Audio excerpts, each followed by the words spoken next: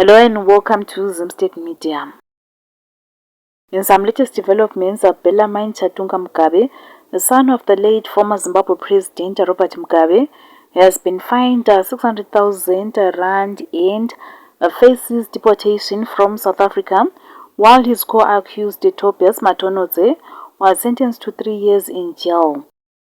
The sentences follow guilty pleas entered by both men last week in connection with a February 19, 2026 shooting at Mugabe's Hyde Park, Johannesburg residence. Chatunga Mugabe, 28 years of age, pleaded guilty to pointing a firearm and contravening South Africa's immigration laws.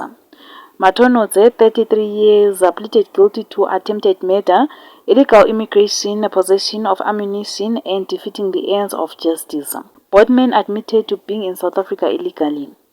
The two were arrested after the February shooting. Police confirmed a cartridge was recovered at the scene, but K9 units and forensic teams failed to locate the firearm.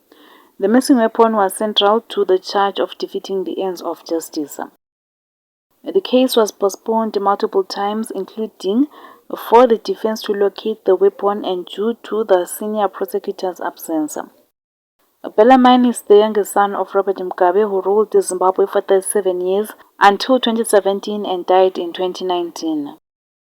As of April 29, 2026, the sentencing has concluded. The deportation proceedings for Mugabe are expected to follow completion of any sentence or fine conditions. For more stories, please do like and subscribe.